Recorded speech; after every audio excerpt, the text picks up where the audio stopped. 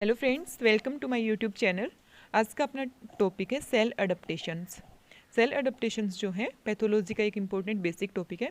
इसमें अपन क्या देखते हैं, सबसे पहले अपन देखते हैं cellular responses to stress and noxious stimuli.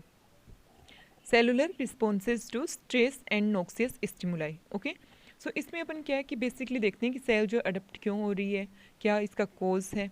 तो उसमें आता है जैसे एक नॉर्मल सेल है, उसको अपन समझ लेते हैं एक फ्लो चार्ट से। एक नॉर्मल सेल है, नॉर्मल सेल मतलब होम्योस्टेसिस में है। होम्योस्टेसिस होम्योस्टेसिस अपन को पता है कि वो प्रोसेस है जिसके द्वारा जो सेल है वो अपना जो इंटरनल इन्वायरमेंट है उसको कांस्टेंट बनाए रखती है। ओके, देन क्या हुआ, any type of stress is applied on this cell. Stress, okay, stress जो है माइल्ड काइंड। ओके, अगर स्ट्रेस जो है वो माइल्ड टाइप का है तो सेल जो है वो क्या करेगी, अपने आप को इस स्ट्रेस के लिए एडप्ट कर लेगी। एडप्टेशन। ओके, एडप्टेशन का पैथोलॉजी में मीनिंग क्या है? Adaptations are reversible structural and functional responses to change in either physiological state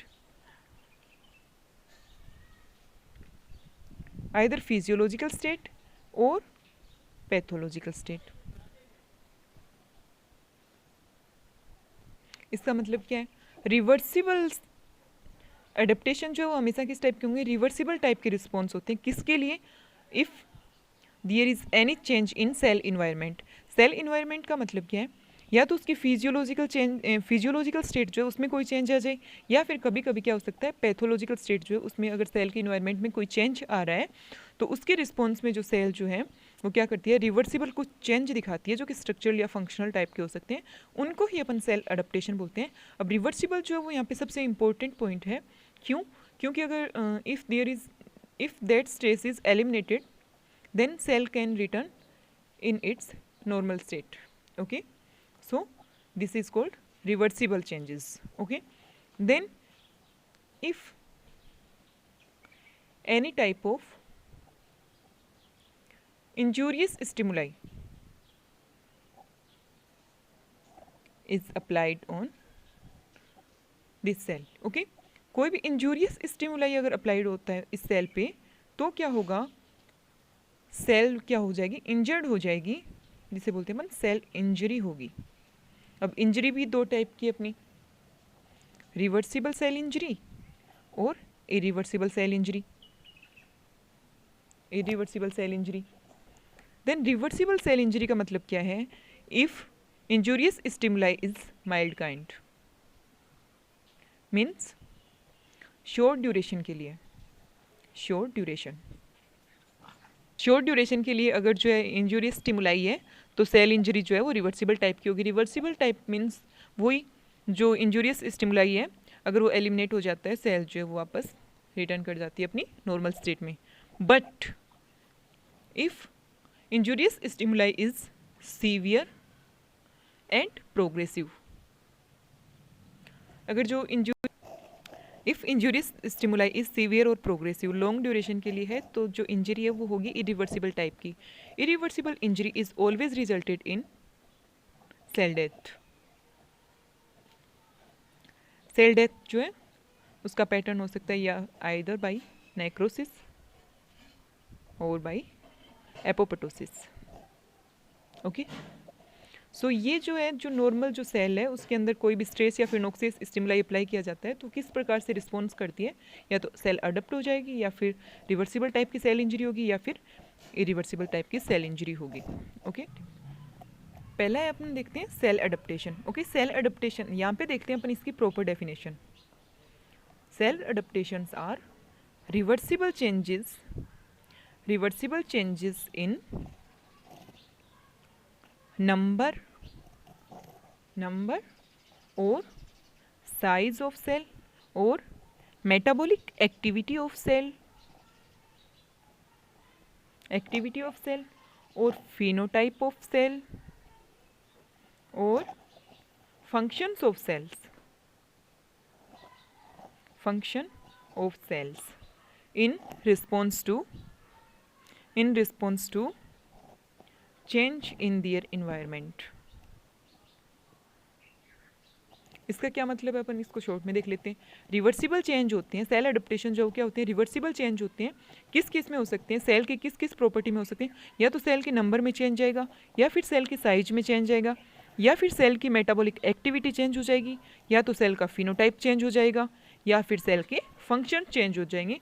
किसके रिस्पॉन्स में चेंज होते हैं, अगर उसके इन्वायरमेंट में कोई चेंज आता है, अगर उसका होम्योस्टेसिस जो है वो डिस्टर्ब होता है, उसके ऊपर कोई स्टिमुलाई जो स्ट्रेस अप्लाई होता है, देन क्या होगा, सेल की number, size, metabolic activity, phenotype या फंक्शंस में चेंज आ सकते हैं. उन्हीं को अपन क्या बोलते हैं, जो रिवर्सिबल चेंजेस होते हैं उनको सेल अडेप्टेशन बोला जाता है. सेल अडेप्टेशन में पहला देखते हैं अपन फर्स्ट टाइप, जो सबसे इंपॉर्टेंट टाइप मान सकते हैं अपन, जो यूसी में भी पूछा हुआ है, इंपॉर्टेंट में से एक है, जो है कि हाइपरट्रोफी. Hypertrophy, okay. हाइपरट्रोफी की अपन सबसे पहले देख लेते हैं प्रॉपर डेफिनेशन क्या है. Hypertrophy means, hyper means increase, trophy means growth. Okay इसमें क्या होगा, increase in size of cell. Size जो है सेल की वो क्या हो जाएगी, इंक्रीज हो जाएगी. सो अगर सेल की साइज इंक्रीज होगी तो क्या, किस में उसका, अगर सेल की साइज जो है इंक्रीज हो रही है तो क्या होगा, जो अफेक्टेड ऑर्गन, जिस ऑर्गन के अंदर साइज जो है सेल की चेंज हो रही है, उस ऑर्गन की साइज भी क्या हो जाएगी, size of affected organ also will be increased. Okay then इसमें नेक्स्ट क्या है इम्पोर्टेंट जो है, उसमें क्या होगा, जो अफेक्टेड ऑर्गन जो है उसके अंदर लार्जर सेल तो मिलेंगी, larger cells will be present, but no new cell formation. नई सेल जो है वो नहीं बनेंगी. क्यों, क्योंकि अपन ने देखा कि साइज इंक्रीज हो रही है, ना कि नंबर चेंज हो रहा है. अब इसका भी कोई रीज़न होगा कि साइज क्यों चेंज हो रही है, नंबर क्यों नहीं चेंज हो रहा सेल का. Because hypertrophy always occur in non dividing cells. Non dividing cells में होती है.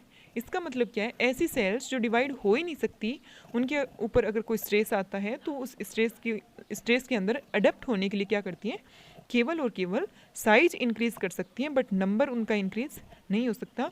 इसका एग्जांपल देख सकते हैं, जैसे कार्डियक जो मायोसाइट्स होती हैं, हाइपरट्रोफी. अब इसका कोज क्या है, ये भी इंपॉर्टेंट है, अगर यूसी में अपन लिख रहे हैं पॉइंट वाइज, तो एक इम्पोर्टेंट मेन कोज क्या है हाइपरट्रोफी का, increase synthesis and assembly of intracellular structural component. Increase synthesis and assembly of intracellular structural component, जो कि मेनली क्या होते हैं, प्रोटीन्स होते हैं.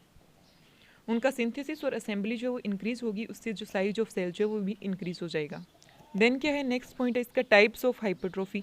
हाइपरट्रोफी जो है वो दो टाइप की हो सकती है, या तो फिजियोलॉजिकल हो सकती है, फिजियोलॉजिकल कंडीशन में हो सकती है, या फिर कुछ पैथोलॉजिकल जो स्टेट होती है उसमें भी होती है. सो फिजियोलॉजिकल जो हाइपरट्रोफी है उसके एग्जांपल देख लेते हैं. उसका सबसे पहले कोज देख लेते हैं कि कोज क्या है फिजियोलॉजिकल स्टेट के अंदर हाइपरट्रोफी होने का. उसका है increased functional demand, by stimulation.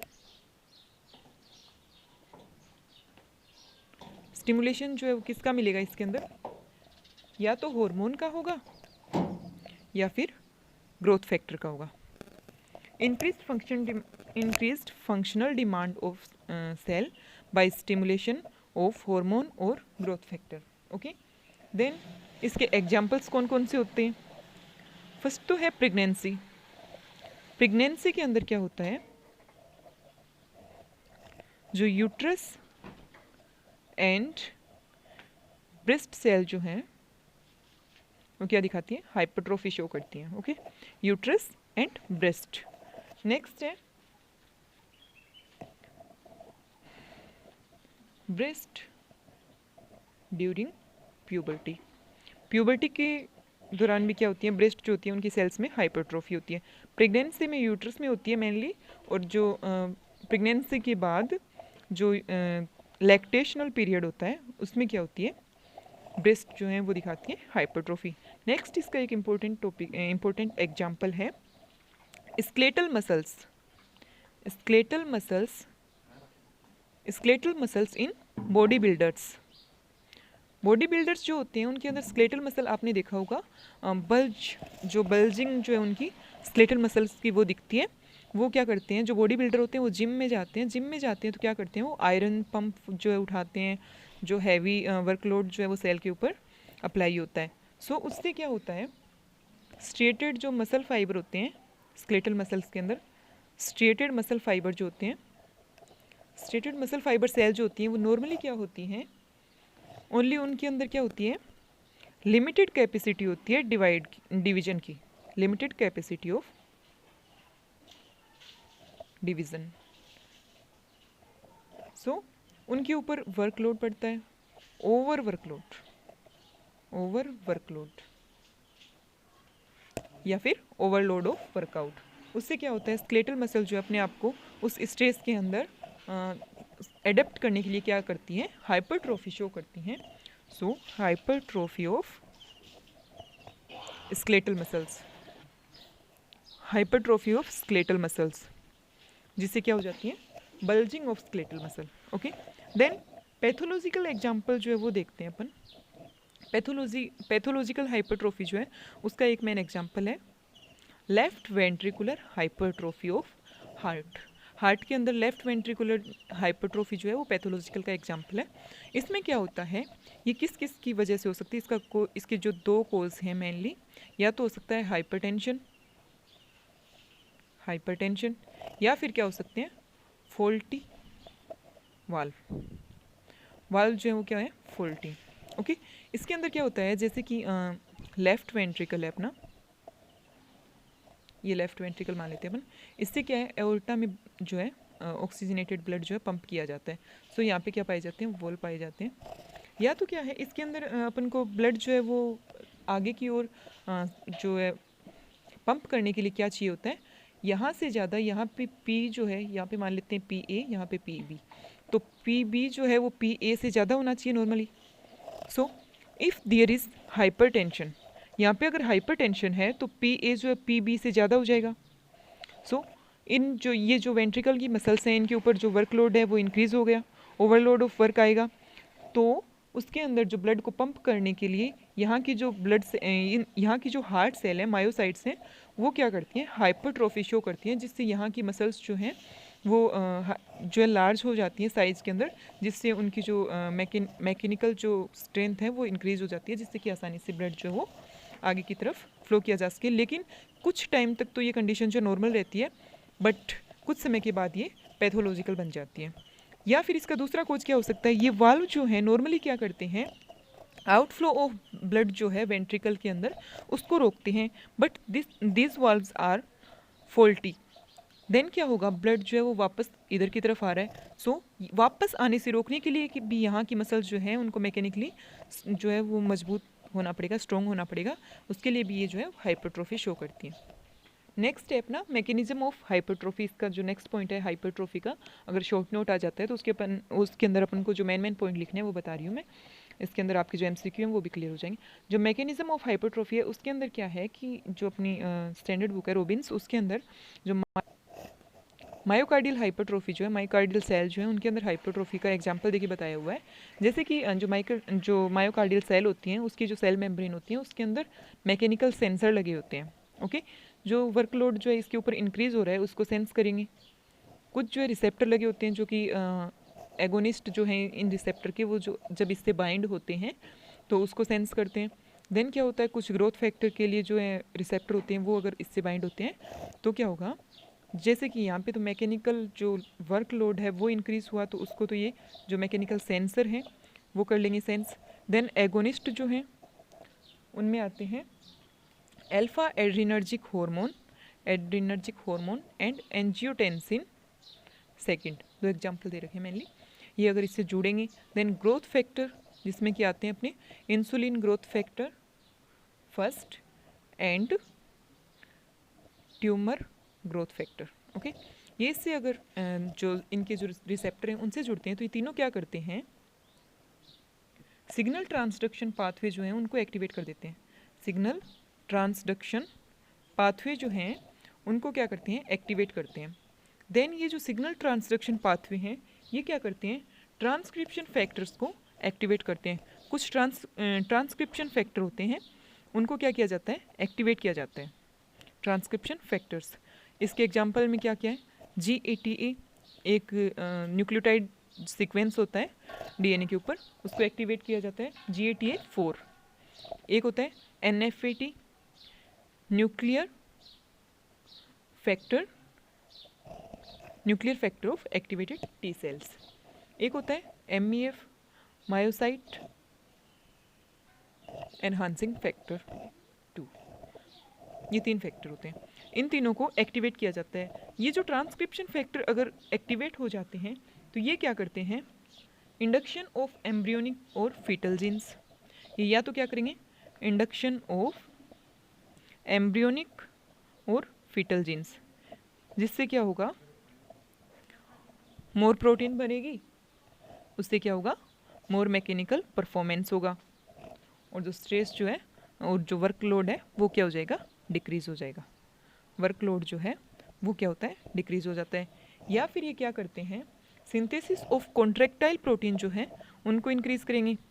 Synthesis of contractile protein, contractile protein को अगर इंक्रीज़ करेंगे तो हार्ट मसल्स के अंदर कॉन्ट्रैक्टाइल प्रोटीन जो इंक्रीज़ होंगी तो जो मसल्स का कॉन्ट्रैक्शन की जो पावर है वो भी इंक्रीज़ हो जाएगी, जिससे जो हाइपरटेंशन जो है, वर्कलोड जो है वो कम हो सके। इससे भी क्या हो जाएगी, मैकेनिकल परफॉर्मेंस जो है वो इंक्रीज़ हो जाएगी।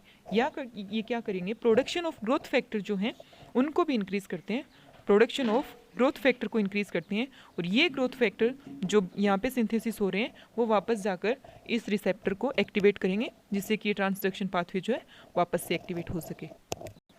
अपना सेकेंड टाइप ऑफ अडेप्टेशन जो है, हाइपरट्रोफी अपना यहाँ पे कंप्लीट हो जाता है। हाइपरप्लेजिया देखते हैं नेक्स्ट जो है, हाइपरप्लेजिया। ये भी वेरी इंपॉर्टेंट अडेप्टेशन टाइप है। इसमें क्या होता है, इसकी नॉर्मल जो डेफिनेशन है वो देखते हैं अपन सबसे पहले।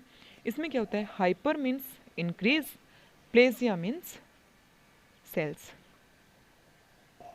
इसमें क्या होता है, नंबर ऑफ सेल जो है क्या होगा, इंक्रीज हो जाएगा।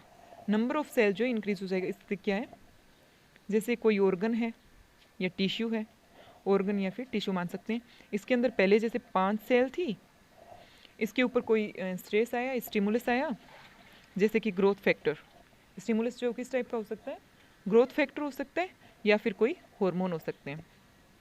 इनके फॉर्म में कोई स्टिमुलस आया, इससे क्या हो जाएगा, जो ऑर्गन है उसके अंदर सेल की जो नंबर है वो इंक्रीज हो जाएंगे। नंबर ऑफ सेल जो है वो क्या हो जाएगा, इंक्रीज हो जाएगा। साइज जो है वो नॉर्मल रहेगी, नंबर जो है वो इंक्रीज हो जाएगा। इससे क्या है, एक जो इंपॉर्टेंट पॉइंट है वो क्या है, frequently hyperplasia and hypertrophy are occur together. Hypertrophy and hyperplasia जो होते हैं वो मोस्टली क्या देखे जाते हैं, एक साथ होते हैं, बट हाइपर इनमें डिफरेंस क्या है, फिर हाइपरट्रोफी है वो हमेशा होती है नॉन डिवाइडिंग सेल में, और हाइपरप्लेजिया जो है वो होता है डिवाइडिंग सेल में। क्यों, क्योंकि नंबर बढ़ाने हैं तो सेल जो है उसके अंदर डिवीजन की कैपेसिटी तो होनी चाहिए ना, तो वो क्या होगी, डिवाइडिंग सेल में होगी। Then hyperplasia also will be 2 type. Hyperplasia जो है वो भी 2 टाइप का है, या तो फिजियोलॉजिकल स्टेट में हो सकता है या फिर फिजियोलॉजिकल और पैथोलॉजिकल दोनों स्टेट में हो सकता है। और फिजियोलॉजिकल जो हाइपरप्लेजिया है उसका कोज क्या है, इसमें क्या होता है, due to action of growth factor और हार्मोन। ग्रोथ फैक्टर या फिर हार्मोन के एक्शन की वजह से होता है फिजियोलॉजिकल जो हाइपरप्लेजिया होता है। इसमें क्या होता है, कब होगा ये, या तो when there is need to increased functional capacity of the hormone sensitive organ।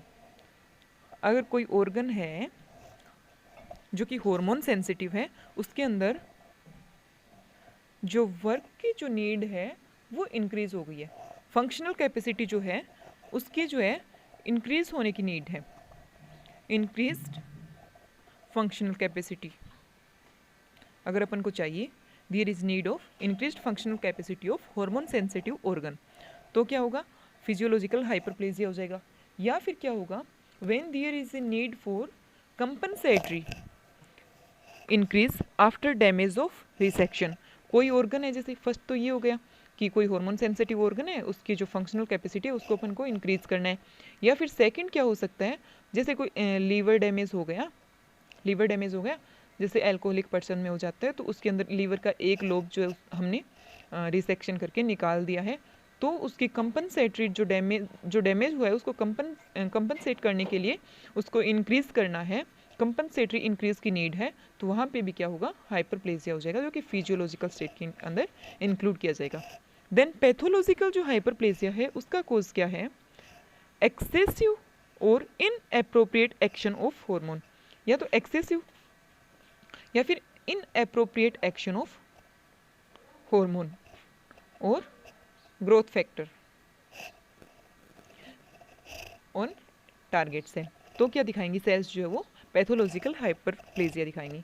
Then इनके एग्जाम्पल देख लेते हैं।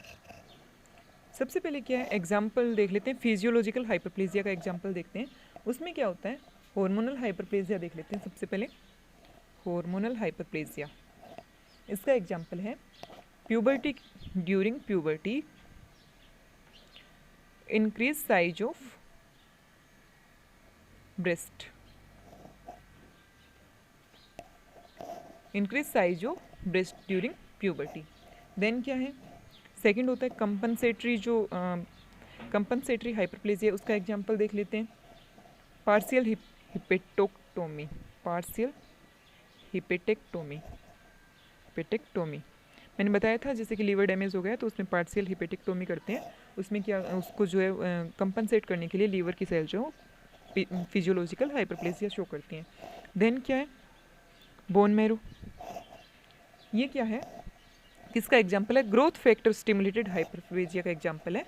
इसमें क्या होता है, ग्रोथ फैक्टर होते हैं एरिथ्रोपोइटिन, जो कि किडनी में फॉर्म होकर बोन मैरो के ऊपर जाके स्टिमुलेट करते हैं। इससे क्या होती है, बोन मैरो की जो सेल्स होती हैं वो क्या करती हैं, growth of red cell progenitor, growth of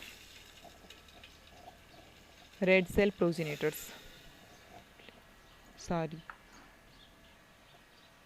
growth of red cell progenitor, जो इरिथ्रोपोइटिन टाइप का जो ग्रोथ फैक्टर है वो अगर जाकर बोन मैरो को स्टिमुलेट करता है तो उसके अंदर क्या होती है, growth of red cell progenitor. Red cell progenitor जो होती हैं वो क्या करती है, फिजियोलॉजिकल हाइपरप्लेजिया जो शो करती है। देन अपन एग्जांपल देख लेते हैं पैथोलॉजिकल हाइपरप्लेजिया का। इसमें फर्स्ट एग्जांपल जो है वो है एंडोमेट्रियल हाइपरप्लेजिया, एंडोमेट्रियल हाइपरप्लेजिया, ये किसके स्टिमुलेशन से होता है, हार्मोन इंड्यूस्ड हाइपरप्लेजिया का एग्जाम्पल है। हार्मोन इसके अंदर कौन सा होता है, एंडोमेट्रियम ऑफ जो यूट्रस है वो शो करती है हाइपरप्लेजिया, जो कि एस्ट्रोजन हार्मोन जो है उसको इन्फ्लुएंस करता है। ओके, देन सेकंड है बिनाइग प्रोस्टेटिक हाइपरप्लेजिया, बिनाइग्न प्रोस्टेटिक हाइपरप्लेजिया, ये कौन से हार्मोन के इन्फ्लुएंस में होता है, हार्मोन इंड्यूस्ड है, वो भी कौन सा hormone, androgen hormone, androgen hormone androgen में भी कौन सा, नॉट टेस्टोस्टेरोन, टेस्टोस्टेरोन का एक अदर फॉर्म है जो कि टेस्टोस्टेरोन से बनता है। एक एंजाइम होता है 5 अल्फा रिडक्टेज, जो कि टेस्टोस्टेरोन को चेंज कर देता है DHT, डाईहाइड्रोक्सी टेस्टोस्टेरोन में। ये जो डाईहाइड्रोक्सी टेस्टोस्टेरोन है वो स्टिमुलेट करता है बिनाइग्न प्रोस्टेटिक हाइपरप्लेजिया को, not testosterone itself. Okay, so DHT जो है वो इसका क्या है, इसको स्टिमुलेट करने वाला फैक्टर है। So if we want to stop benign prostatic hyperplasia, इसको अगर अपन रोकना चाहते हैं या ट्रीट करना चाहते हैं तो उसके लिए एक ड्रग होगी, वो ड्रग जो है वो क्या काम करनी चाहिए, इस एंजाइम को क्या कर देनी चाहिए, वो इनहिबिट कर देनी चाहिए, जिससे इसके अंदर ये इसके अंदर कन्वर्ट हो ही ना सके टेस्टोस्टेरोन जो है वो डाईहाइड्रोक्सी टेस्टोस्टेरोन में। वो ड्रग जो अपन फार्मा में पढ़ते हैं वैसे अगर याद रखना चाहें तो ड्रग का नाम है फेनेस्टेराइड। ओके, फेनेस्टेराइड।